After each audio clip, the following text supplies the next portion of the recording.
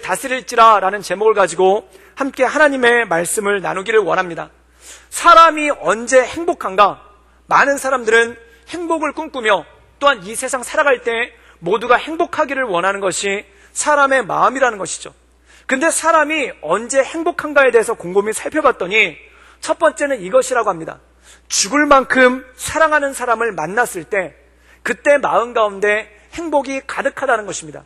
내가 죽어도 괜찮을 것만큼 정말 죽을 정도로 사랑하는 사람을 만났을 때 그때 마음의 행복이 넘쳐난다고 하죠. 그래서 어떤 분이 쓰신 시를 보면은 이런 시가 있습니다. 당신이 말리길을 떠날 때 당신의 가족을 부탁할 수 있는 친구가 당신에게 있는가? 그러면 당신은 참 행복한 사람이라는 겁니다. 내가 말리길을 떠날 때 내 가족을 맡길 만한, 부탁할 만한 친구가 있는가?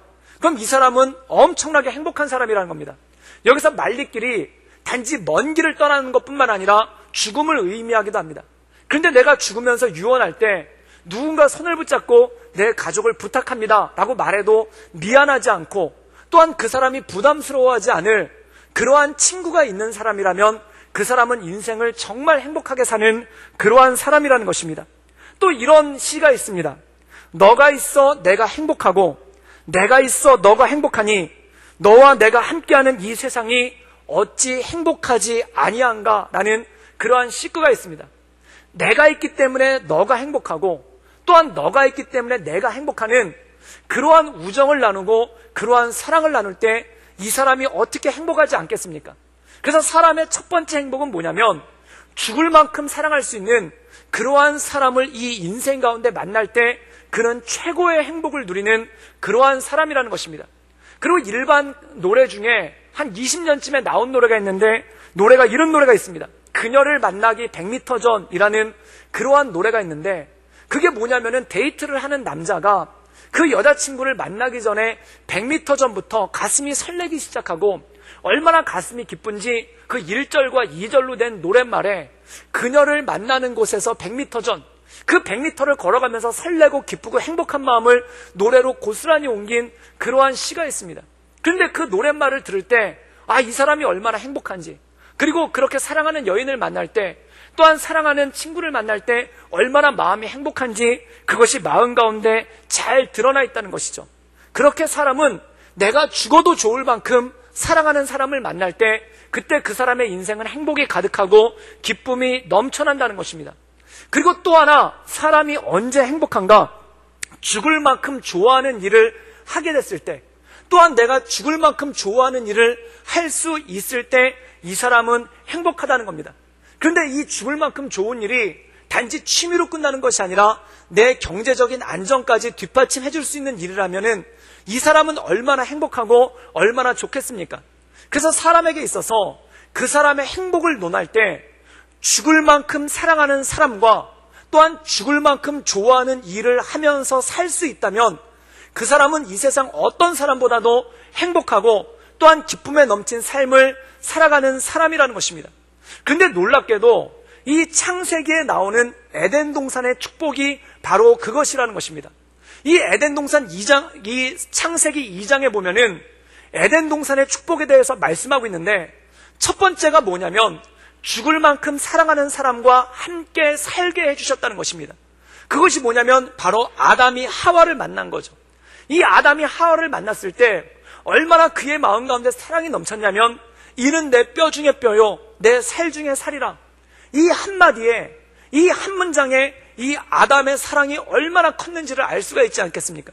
또한 이런 아담의 사랑의 고백을 받은 하와의 마음은 얼마나 기쁘고 얼마나 행복했겠습니까? 이 에덴 동산의 축복이 바로 이거라는 것입니다. 사랑하는 사람과 살 수 있는 것, 죽을 만큼 사랑하는 사람과 함께 살 수 있는 것, 이게 바로 첫 번째 행복이라는 것이죠. 또한 두 번째 축복이 있는데 그게 뭐냐면 내가 죽을 만큼 좋아하는 일을 하면서 살아가는 것이라는 겁니다.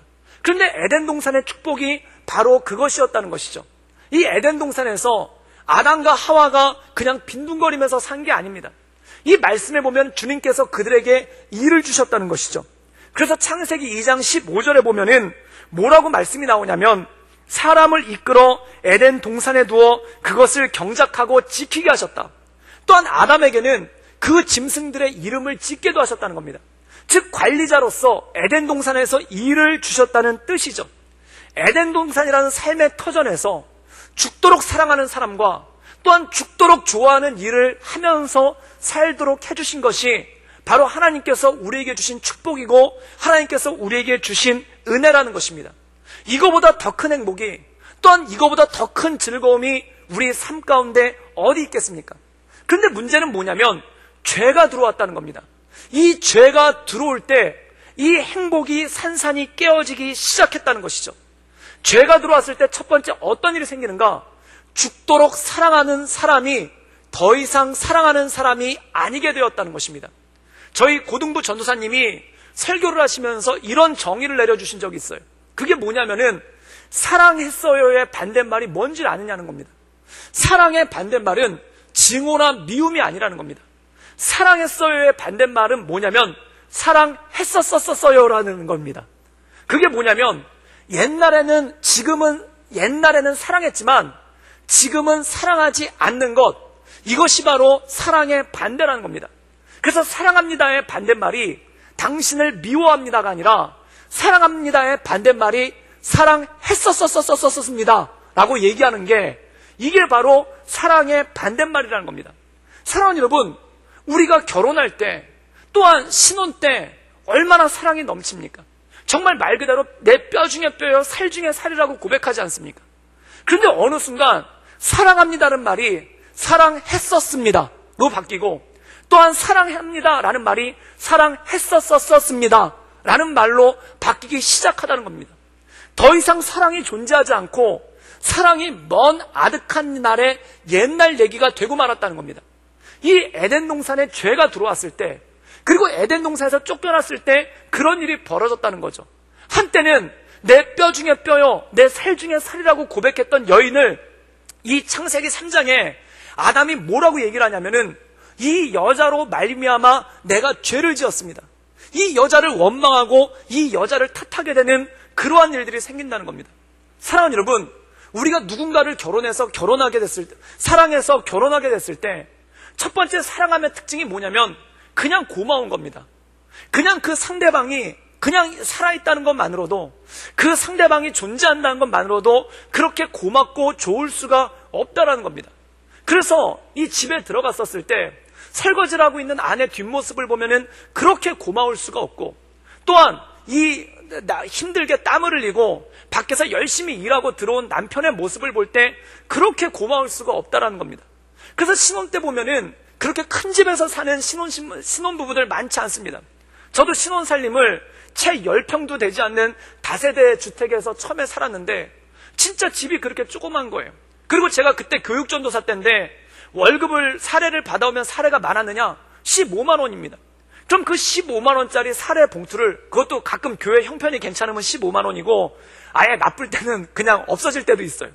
그런데 그 15만 원짜리 월급 봉투를 가지고 와가지고 저희 아내 손에다 들려주면은 저희 아내가 그렇게 환하게 웃으면서 수고했다고 제 손을 쓰다듬어 주는 거예요.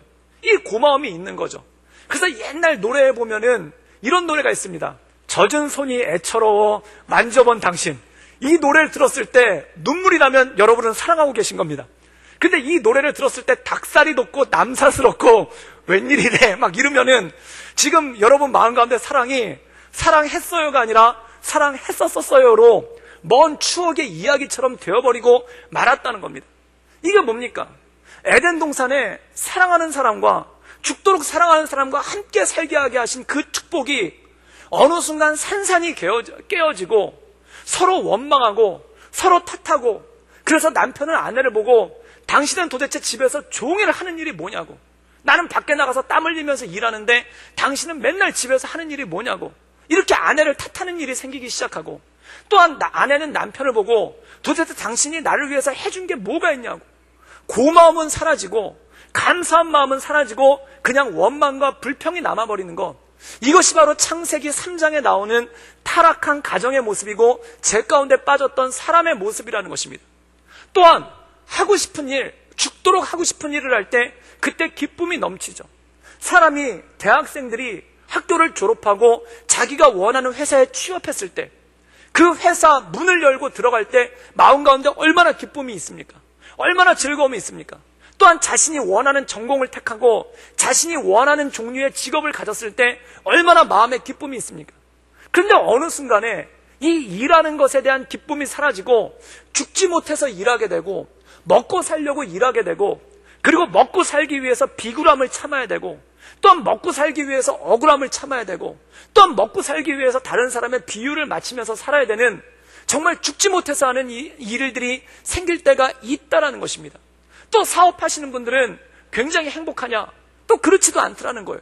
그게 뭐냐면 언제 부도가 날지 몰라가지고 마음이 조마조마하고 언제 부도가 날지 몰라서 어음이 돌아가거나 또한 대출금 상환기간이 돌아오면은 마음이 떨려가지고 견딜 수가 없죠. 또 어느 날 장부를 살펴봤는데 갑자기 매출이 급감하는 일이 생기면은 그때 소름이 끼치고 가슴이 다 철렁하지 않습니까? 또한 월급 받는 사람한테는 한 달이 그렇게 안 오는데 이 월급 주시는 분들한테는 한 달이 그렇게 빨리 지나가요.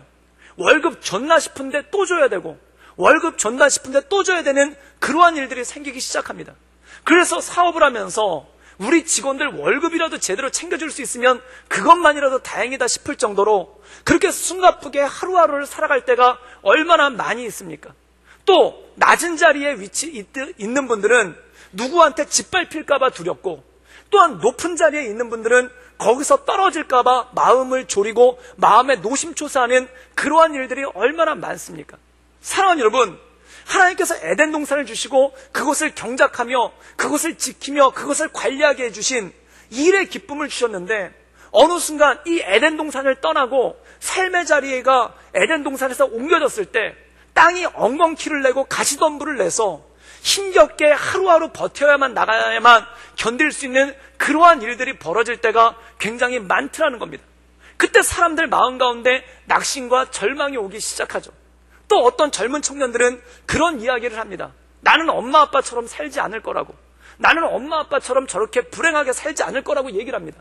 그리고 엄마 아빠는 그 결혼 세미나를 듣지 못해서 제대로 그것에 대해서 배우지를 못해가지고 저렇게 결혼 생활을 엉망으로 하지만 우리는 결혼 세미나를 수료했기 때문에 결혼에 대한 책을 읽었기 때문에 결혼에 대해서 함께 공부했기 때문에 결혼 생활을 행복하게 하는 거 아무 문제가 없다고 그러면서 큰 소리 치면서 결혼하시는 그러한 분들이 있습니다. 물론 그 마음 가운데 자신감은 충만한 건 너무 좋은 일이죠. 또한 그렇게 살았으면 참 좋겠죠.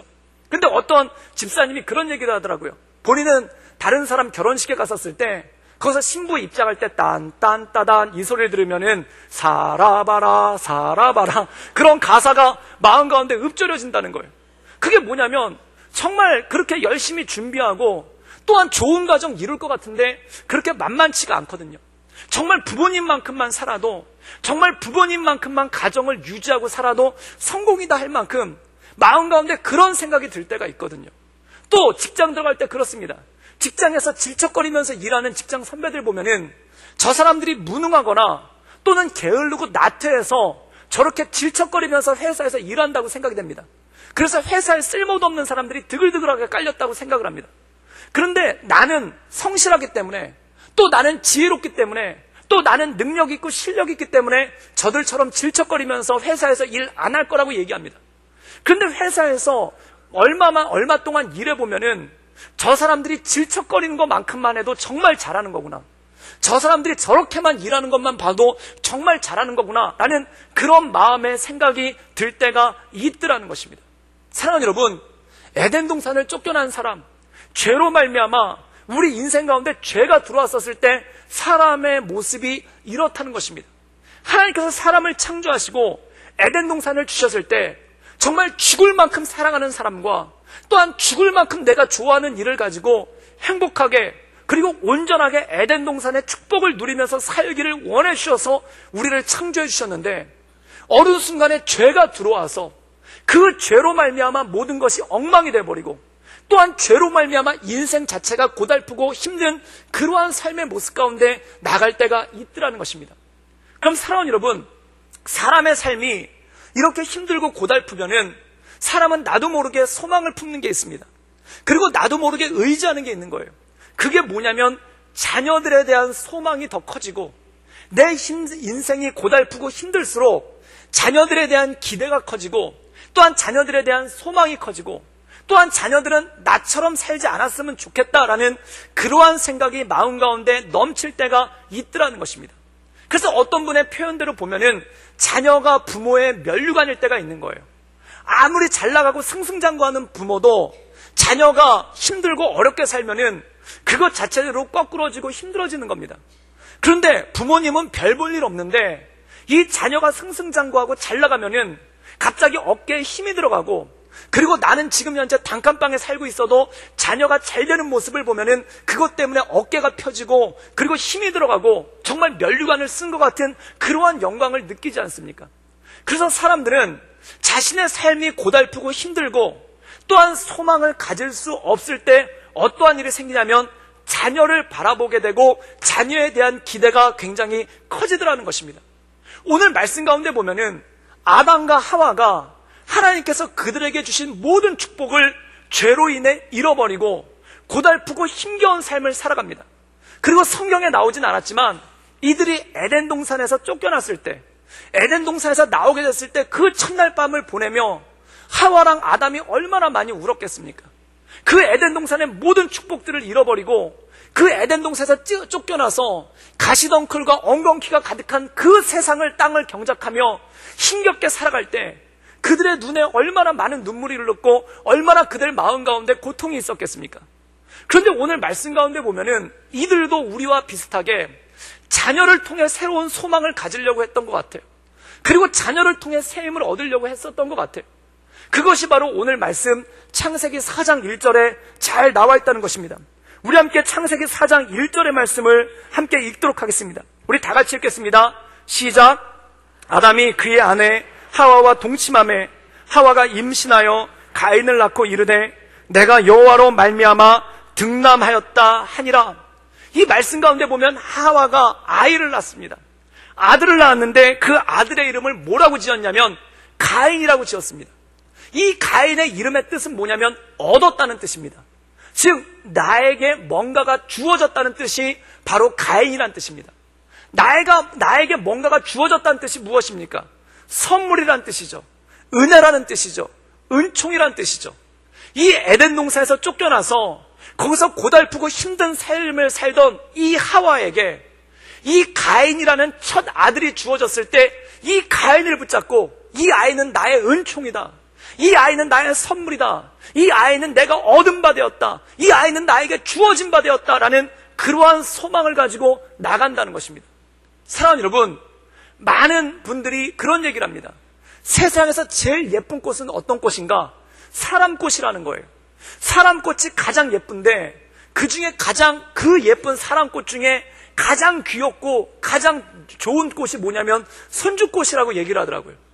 그래서 손주가 생기면은 입에 웃음이 안 떠나고, 또한 집안에 아이가 생기면은 정말 웃을 일 아무것도 없는 집에서 갑자기 아이가 생기면은 웃음꽃이 생기고, 또한 아이를 가운데다 눕혀놓고 이 아이가 재롱 떠는 모습을 보면서 어른들이 동그랗게 모여 앉아서 이 아이 얼굴 한번 보고 그리고 볼 한번 만져보고, 그 볼이 얼마나 말랑말랑하고 귀여운지 애들 볼이 늘어날 정도로 다들 이렇게 볼 만지면서 기뻐하고 너무너무 좋아하시지 않습니까? 그리고 또 많은 분들이 이 자녀를 낳고 난 다음에 그 기쁨 가운데 결심을 하는 거예요. 그게 뭐냐면 나는 우리 어머니 아버지처럼 안 키울 거라고, 나는 우리 어머니보다 아버지 어머니처럼 안 키울 거라고, 더 잘 키울 거라고. 왜냐면은 그 자녀교육 세미나를 들었기 때문에, 나는 자녀교육에 대해서 책을 읽었기 때문에, 그리고 자녀교육에 대해서 전문적인 교회를 다녔기 때문에, 또한 자녀교육에 능통하신 목사님이 교회 담임 목사님이기 때문에 나는 자녀 잘 키울 수 있을 거라고. 근데 이게 막상 키워보면은 정말 부모님만큼만 키우기도, 우리 어머니 아버지만큼만 키우기도 정말 쉽지가 않은 일이다라는 것을 발견하게 되지 않습니까? 아이 키울 때 아기 기저귀 갈아주고 젖 물리고 또한 목욕시키고 잠재우는 거, 이것도 참 고달프고 힘들고 어려운 일이죠. 그런데 아이가 아무 일 없이 잘 크기만 해도 그것만 하는 건데 그것도 참 고달프고 힘들다는 겁니다. 그런데 아이가 아프면은 이 아이가 아플 때 마음 가운데 고통스럽고 힘든 것이 어디 있겠습니까? 아이가 열이 밤중에 40도가 펄펄 넘어가지고 그 열 때문에 그 자지러지는 아이를 데리고 응급실에 뛰어갈 때 그 마음이 졸이고 그 마음의 아픔이라는 것이 얼마나 큽니까? 저희 첫째 아이는 태어나자마자 안 좋아가지고 그 중환자실로 들어갔어요. 애를 강북에 있는 조그만 산부인과에서 나왔는데 애 상태가 너무 안 좋다고 그래가지고 강남에 있는 서울 아산병원으로 옮겨간 거예요. 그래서 거기 중환자실에서 영유아 중환자실에서 2주간을 있었습니다. 그때 저희 아내가 해산을 하고 아직 몸이 회복이 안 됐으니까 저희 아내는 병원에 있고, 그리고 저는 그 아이 중환자실에 있는 큰아이 보려고 그 강변을 왔다 갔다 하면서 그 지하철역에서 그 병원까지 걸어가는 뚝방길을 걸어가는데 그때 마음이 얼마나 타들어가는 것 같고 얼마나 마음이 답답하든지.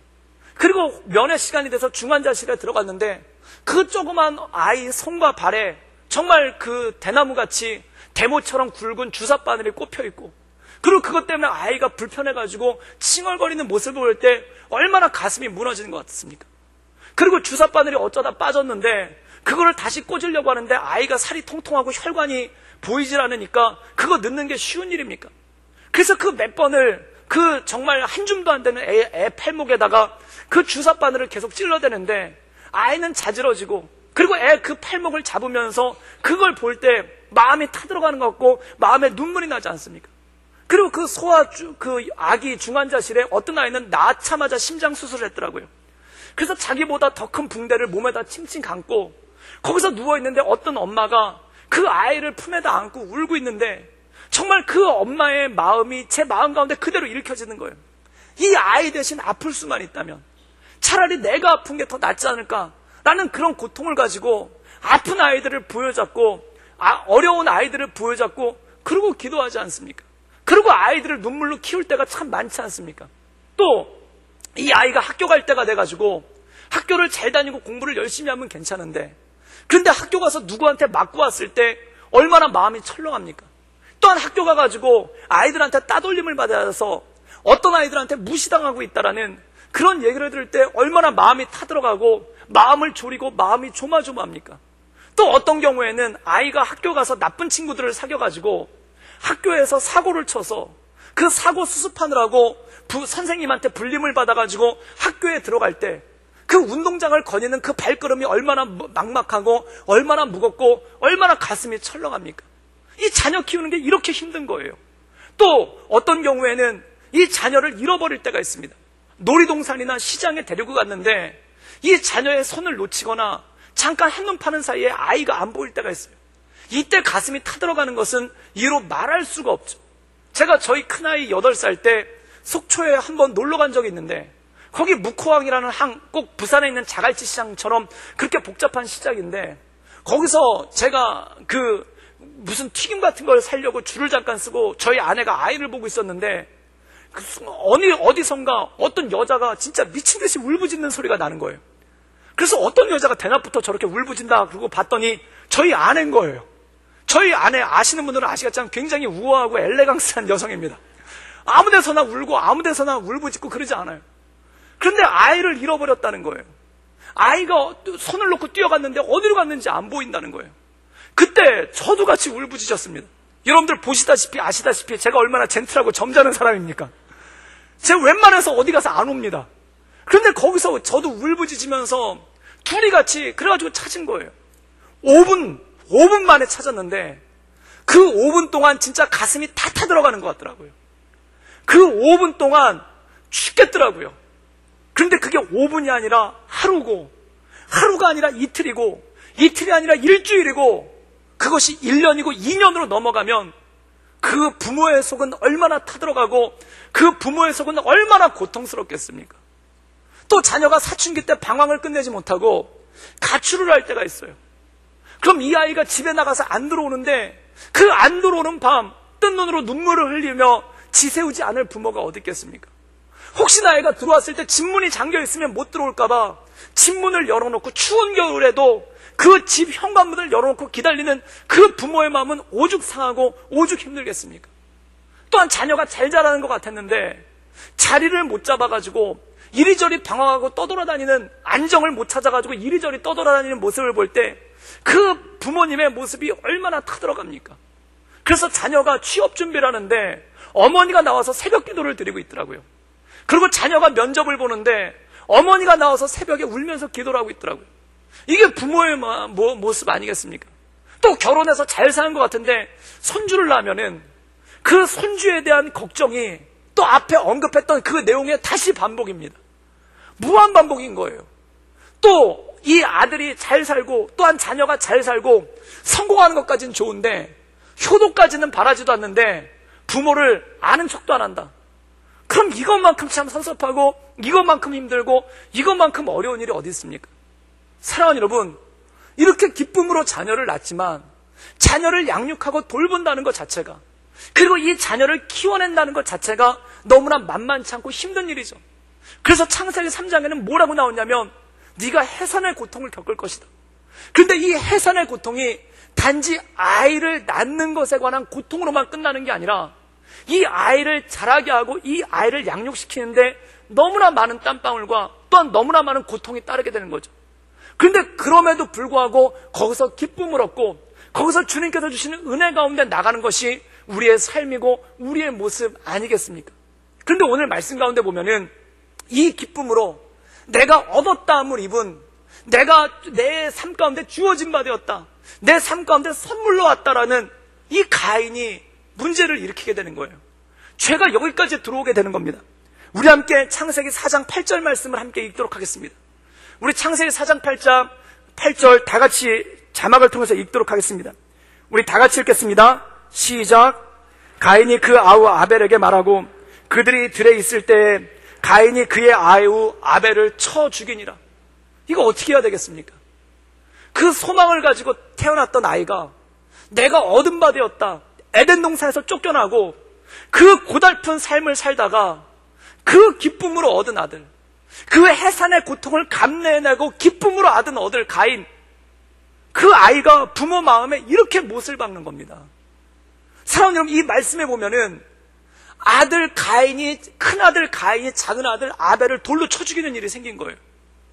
이때 부모는 어떻게 해야 될까요? 자녀를 키우다가 자녀가 누군가에게, 다른 사람에게 위해를 가해서 이 자녀가 경찰서에 잡혀가고 감옥에 갇힌다면 이것이 부모에게 얼마나 말할 수 없는 고통이고 얼마나 부모에게 말할 수 없는 고난이겠습니까? 그리고 내 자식 중에 하나가 누구한테 얻어맞아서 병원에 실려가고 아직 의식에 깨어나지 못했다. 그러면 그거만큼 부모의 마음을 졸이게 하고 부모의 마음을 고통스럽게 하는 그런 일이 어디 있겠습니까?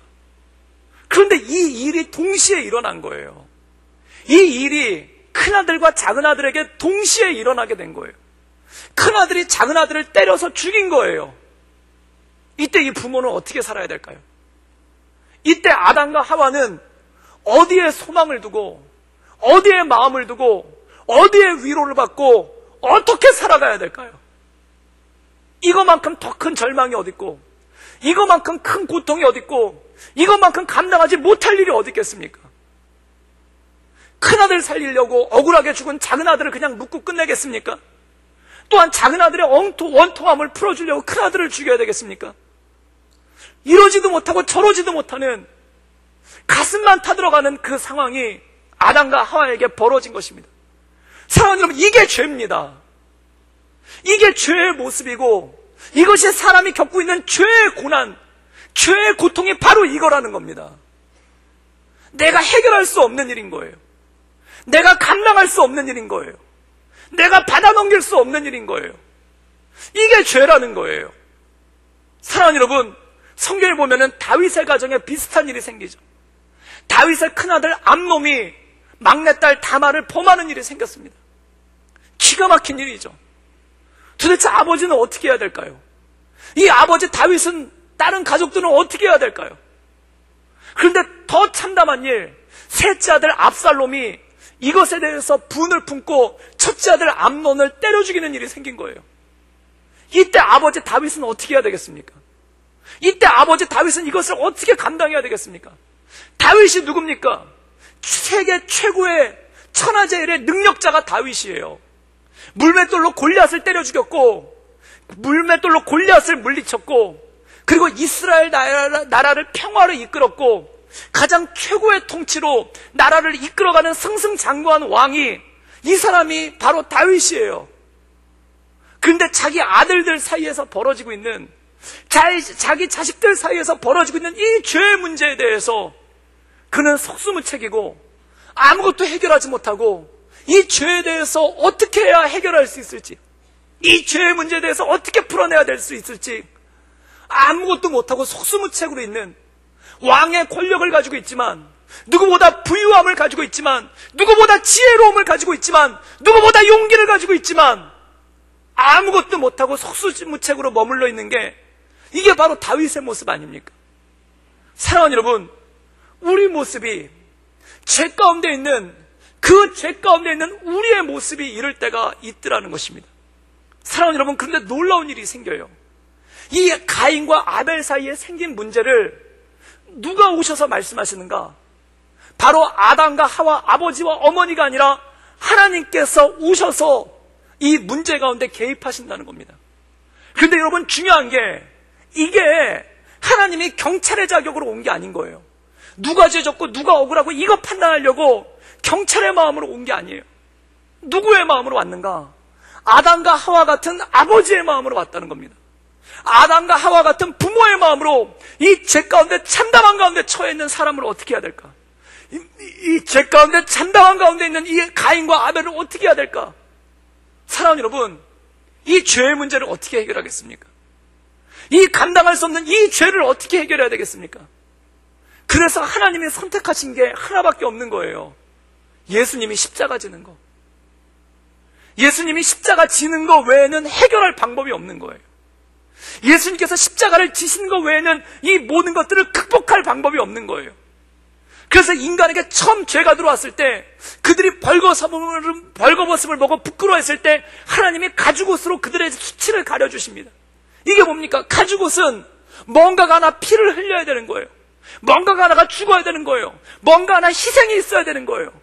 희생을 통해 우리의 죄를 가려주시겠다는 거 아니겠습니까? 또한 창세기 3장 15절에 보면 여인의 후손을 내릴 것이니 그 여인이 죄의 권세를 멸할 것이라, 그 여인의 후손이 죄의 권세를 멸할 거라고 말씀하고 있는 거예요. 이게 누굽니까? 바로 십자가에 대한 예수 그리스도에 대한 예표가 아닙니까?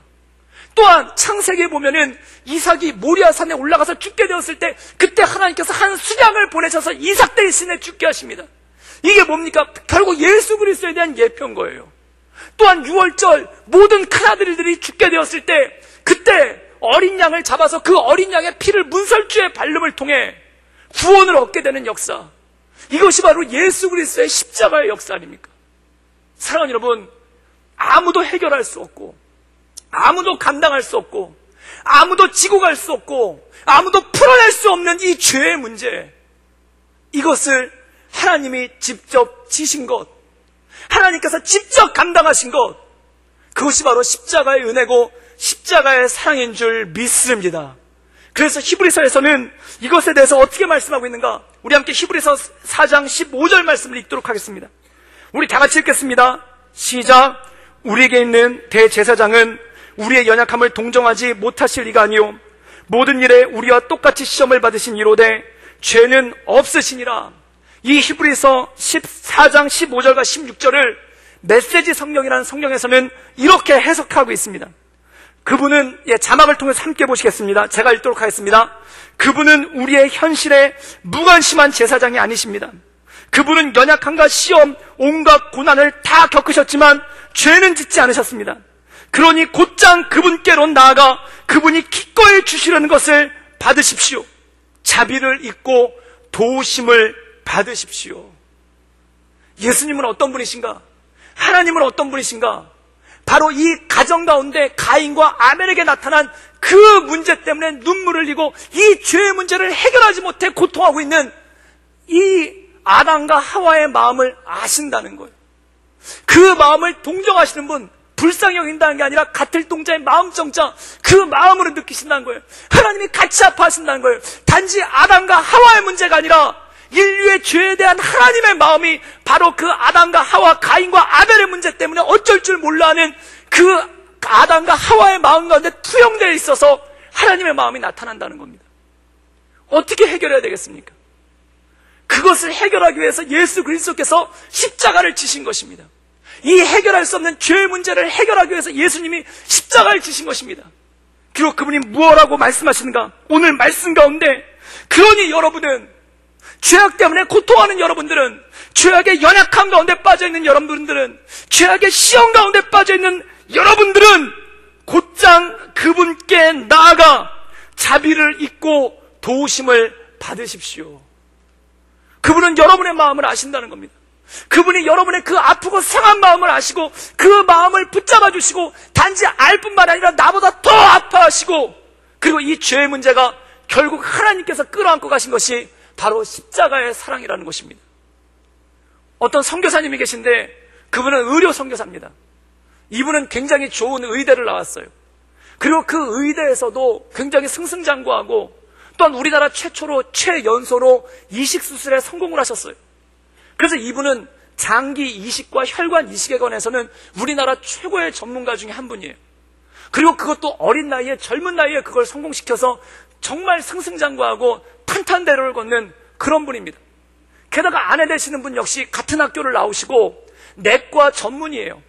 그래서 이 부부가 정말 의학에 관해서는 모든 것을 알고 있을 만큼, 또한 누가 봐도 성공하고 또한 누가 봐도 빛나는 삶을 살던 그런 가정입니다. 그리고 이분은 어려서 공부를 못 해본 적이 없어요. 선생님한테 꾸중을 받아본 적도 없어요. 부모님께 꾸중을 받아본 적도 없어요. 그리고 선생님들께 질타를 받아본 적도 없어요. 그냥 최고인 거예요. 그런데 이분 인생 가운데 뜻하지 않은 일이 생겼어요. 그게 뭐냐면, 중학교 다니는 딸이 하나가 있는데 어느 날 학교에서 전화가 왔는데 이 딸이 학교를 안 왔다는 거예요. 분명히 아침에 챙겨서 보냈는데 2주 동안 학교를 안 왔다는 거예요. 분명히 애가 아침에 학교 다녀오겠습니다 그러고 나갔는데 학교를 2주 동안 안 왔다는 거예요. 그래서 이 아이를 붙잡아 놓고 혼을 냈죠. 너 학교 안 가고 뭐 하는 짓이냐. 그리고 혼을 냈는데 그날 밤 이 아이가 손목을 그은 거예요. 그래서 그 피가 철철 나는 그 아이의 손목을 부여잡고 이분이 응급실로 뛰어가서 자기가 직접 수술을 했죠. 그런데 이분이 참 마음이 얼마나 참담하겠습니까?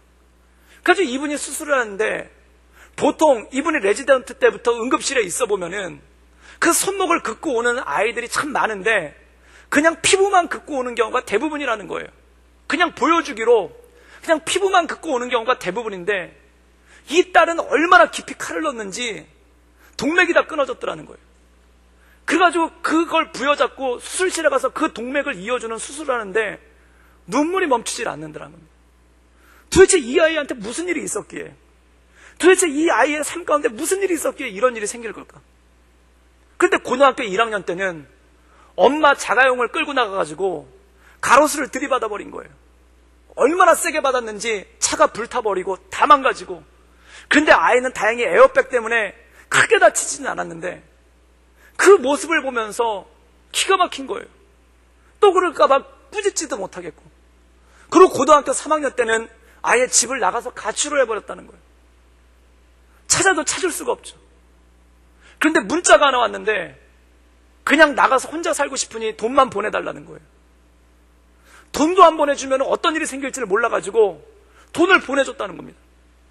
그럼 연락도 없이 지내다가 어느 날 돈 떨어질 때쯤 되면 문자가 또 오는 거예요. 돈을 보내달라고. 그래서 돈을 보내줬다는 거예요. 그리고 애가 나가서 어디서 뭘 하고 있는지, 어느 곳에 있는지도 모르고 그렇게 문자만 오면 돈만 보내주면서 사는 거예요. 사랑하는 여러분, 이게 사는 게 사는 거겠습니까?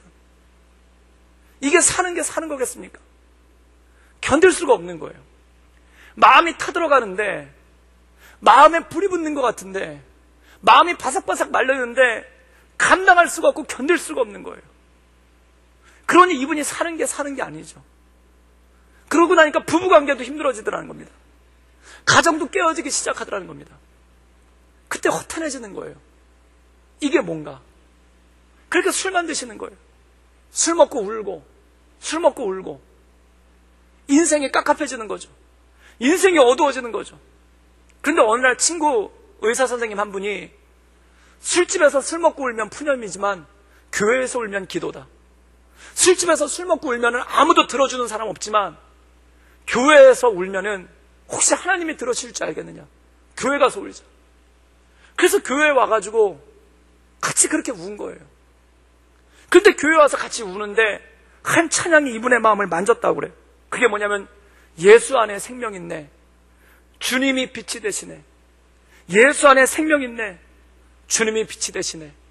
예수 안에 생명 있네. 주님이 빛이 되시네.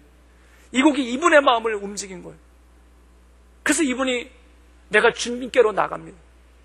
내가 빛 대신 주님께로 나갑니다. 그리고 거기서 나간 거예요. 그리고 이분이 결단을 하고 선교사로 나가게 됐습니다. 그래서 6개월은 선교지에 있고, 이분이 이식수술이 워낙 뛰어나기 때문에 예약 환자들이 있어서 6개월은 들어와서 여기서 또 수술을 하고 또 6개월은 선교지에 나가 있는 거예요. 그때 이분이 깨달았던 거예요. 내가 할 수 있는 게 아무것도 없구나. 여러분, 진짜 그렇습니다. 죄의 문제 앞에서는, 죄의 권세 앞에서는, 이 아담과 하와 가인의 죄 앞에, 이 들어온 죄 앞에 아무것도 할 수 없는 것처럼 죄의 문제 앞에서는 아무것도 할 수 없습니다.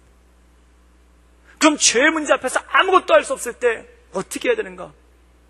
그분의 보좌 앞으로, 우리에게 기꺼이 도움을 주시는 그분의 보좌 앞으로 나아갑시다. 그분은 우리의 현실에 무관심한 제사장이 아니십니다. 그분은 연약함과 시험과 온갖 고난을 다 겪으셨지만 죄는 짓지 않으셨습니다. 그러니 곧장 그분께로 나아가 그분이 기꺼이 주시려는 것을 받으십시오. 자비를 입고 도우심을 받으십시오. 주 앞에 나가 도우심을 구하는 것 외에는 아무것도 할 일이 없더라는 것입니다. 수고하고 무거운 짐진 자들아, 다 내게로 오라. 내가 너희를 쉬게 하려는 이 하나님의 말씀이 여러분의 인생을 붙잡는 말씀 되기를 주님의 이름으로 축원합니다. 예수 안에 생명이 있는 겁니다. 예수 안에 빛이 있는 겁니다. 그리고 이분이 선교사로 나갔는데 딸이 들어왔다는 거예요. 그래서 그 딸을 데리고 선교지로 갔더니 어느 날 갑자기 자기도 의료 선교사가 되겠다고. 그래서 한국에 있는 간호대학교를 어떻게 해서 보냈대요. 그런데 뭐 그 이후로 확 변했느냐? 또 딱히 그것도 아니라는 겁니다. 그냥 수틀림 집 나가서 돈 보내달라고 하고, 그리고 돈 보내주다가 조금 기분 좋으면 또 들어오고, 그러다 또 나가고, 학교도 다닌둥하다가 마는둥하다가. 그런데 그 모든 모습을 바라보면서 결국 이분이 얻을 수 있는 결론은 뭐냐면, 내가 주님 앞에 나아가는 거 왜? 내가 주님 앞에 나가는 거 왜? 주님의 도우심을 바라고 기꺼이 도우시고 붙잡아 주시는 그분을 바라는 거 왜? 내가 할 수 있는 것이 무엇이겠는가? 그래서 주께로 더 깊이 나가는 거예요. 주께로 그 딸의 인생을 주님께서 붙잡아 줄 줄을 믿고 주께로 더 깊이 나가는 거예요. 어거스틴 사람이 있습니다. 어거스틴의 어머니는 모니카죠. 근데 이 어거스틴이 젊었을 때 방탕했어요. 이단에 빠졌어요. 그래서 마니교라는 이단에 빠져서 아예 집을 나가버렸습니다. 그리고 거기서 방탕하게 사는 거예요. 사생아까지 났다고 그래요. 이 집안이 정말 좋은 집안입니다. 로마에서 꼽히는 귀족 집안입니다. 근데 아들 하나가 그렇게 망가져버린 거예요. 이단에 빠져버리고, 그리고 거기서 방탕하게 살고 있는 거예요. 이 어머니의 마음이 무너지죠. 데려다가 혼돈해보고, 데려다 붙잡고 울기도 해보고, 아무 변화가 없는 거예요. 그때 이분이 아들 앞에서 우는 걸 멈추고 교회 가서 웁니다. 교회 가서 울고 있는데 암브로시우스라는 그 당시 교부 목사님 같은 분이 오셔가지고 딱 한마디를 한 거예요. 우는 자의, 주 앞에 나와 우는 자의 자식은 결코 망하지 않습니다. 기도하는 자의 자식은 결코 망하지 않습니다. 그거 하나 붙잡고 이 모니카라는 여인이 운 거예요. 그리고 이 어거스틴이 정말 그 기도대로 모니카 말년에 그 이단으로부터 벗어나고 방탕한 생활을 정리하고 돌아와서 참회록이라는 시를 씁니다. 그 참회록이라는 글에 보면 나옵니다. 내가 길가를 떠돌고 있을 때 우리 어머니는 교회에서 눈물로 기도하고 있었다. 그것이 나의 인생이고 그것이 나의 인생을 떨어지게 하지 않은 끈이었다 라고 고백을 합니다. 사랑하는 여러분, 죄의 문제 앞에 우리를 고달프게 하고 우리를 힘겹게 하고 우리를 고통스럽게 하는 그 죄의 문제 앞에 우리가 도대체 할 수 있는 것이 무엇이겠습니까? 이 가인과 아벨의 사건을 보면서 그 죄의 문제 앞에 아담과 하와가 할 수 있는 것은 도대체 무엇이겠습니까? 주님의 은혜의 보좌 앞으로 우리를 구원하시고 우리를 온전케 하시는 그 주님의 은혜의 보좌 앞으로 나가는 것 외에 어떤 것을 감당할 수 있고 어떤 것을 할 수 있겠습니까? 사랑하는 여러분, 이 히브리서 14장 16절에 나온 말씀과 같이 그러니 곧장 그분께로 나아가 그분이 기꺼이 주시려는 것을 받으십시오. 자비를 입고 도우심을 받으십시오. 주 앞에 나가 생명 되신 예수님을 바라보며 예수님의 말씀 가운데 승리하며 나가는 우리 모든 성도들 되시기를 주님의 이름으로 축원합니다.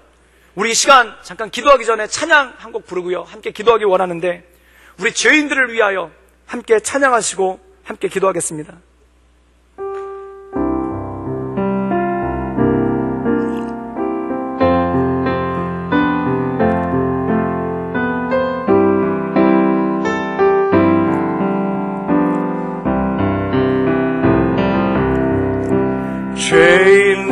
죄인들을 위하여 주님 찾아오셨네. 주 안에 생명이 있네. 죄인들을 위하여 주님 찾아왔으나 사람들 영접 안 했네. 예수 안에 생명이 있네. 주님이 빛이 되시네. 예수 안에 생명이 있네. 주님이 빛이 되시네. 주님 영접하는 자 하나님의 자녀요. 주님 영접하는 자 하나님의 자녀요. 주 안에 생명이 있네. 주님 앞에 오시오. 어서 빨리 오시오. 주님 앞에 오시오. 어서 빨리 오시오. 주 안에 생명이 있네. 예수 안에 생명 있네. 예수 안에 생명이 있네. 주님이 빛이 되시네. 예수 안에 생명 있네. 예수 안에 생명이 있네. 주님이 빛이 되시네. 예수 안에 생명 있네. 예수 안에 생명이 있네. 주님이 빛이 되시네. 예수 안에 예수 안에 생명이 있네. 주님이 빛이 되시네. 이 시간 우리 함께 기도하기 원하는 것은 정말 아담과 하와의 마음을 가지고 어쩔 줄 모르는 타들어가는 마음 때문에, 어쩔 줄 모르는 상해만 가는 마음 때문에 혼자 마음 졸이며 혼자 막막하고 고독한 건강귀와 가시밭의 길을 걷고 있는 분 계시다면 조용히 오른손을 가슴에 올리시길 바랍니다. 주님, 제 마음이 터질 것 같습니다. 주님, 제 마음이 참 막막합니다. 주님, 제 마음이 타들어가는 것 같습니다. 주님, 제 마음이 참 고독합니다. 그러나 주님 아니시면 이 고독한 마음을 가지고, 이 타들어가는 마음을 가지고 주께 나가오니, 주께로 가오니 주님 나를 붙잡아 주시고 기꺼이 나를 도우시는 그 도우심의 은혜 가운데 내가 온전히 나갈 수 있도록 주님 나를 도와주시고 나를 붙잡아 주시옵소서. 우리 다같이 간절한 마음으로 하나님께 기도하며 나가겠습니다. 함께 기도하시겠습니다. 늘 언제나 사세 역사하신 주님, 날마다 주님을 높이며 하나님의 은혜 가운데 나갑니다. 주여 우리의 삶을 붙잡아 주시고 우리의 삶을 인도하시사 날마다 주님의 거룩하신 보좌 앞으로 나가오니 주여 우리의 삶을 붙잡아 주시고 우리의 삶을 인도하시사 하나님의 은혜 가운데 늘 온전함으로 주께 나갈 수 있도록 주님 이끌어 주시옵소서. 주님 붙잡아 주시옵소서. 주님 역사하여 주시옵소서. 하나님의 은혜 가운데 늘 온전함으로 주께 나가기를 원하오니 주 하나님 이끌어 주시고 역사하시사 하나님의 은혜와 하나님의 권능 가운데 날마다 주만을 바라보며 주님 앞에 나갑니다. 주님 붙잡아 주시고 주님 이끌어 주시옵소서. 주님 역사하여 주시옵소서. 늘 언제나 사세 역사하신 주님, 죄는 늘 우리를 고통스럽게 하며 죄는 늘 우리의 마음을 타들어가게 하며 또한 죄는 늘 우리의 마음을 고독하게 하며 또한 죄는 늘 우리의 마음을 어찌할 바 모르게 하는 것을 보게 됩니다. 주님 이 가운데 어찌할 바 몰라는 내 마음을 가지고 주 앞에 나아갑니다. 주님 나를 영접하시고 기꺼이 나를 받아주시며 기꺼이 나를 도와주시며 기꺼이 나에게 세임 주시는 그 하나님을 바라보며 은혜의 보좌 앞으로 나가길 원합니다. 주님 나를 붙잡아 주시옵소서. 주님만이 나의 힘이시며 주님만이 나의 능력이시며 주님만이 나에게 평안을 주시며 주님만이 나를 새롭게 하시오니 그 은혜의 보좌 앞으로 나갑니다. 나를 붙잡아 주시옵소서. 예수님의 이름으로 감사하며 기도드리옵나이다. 아멘.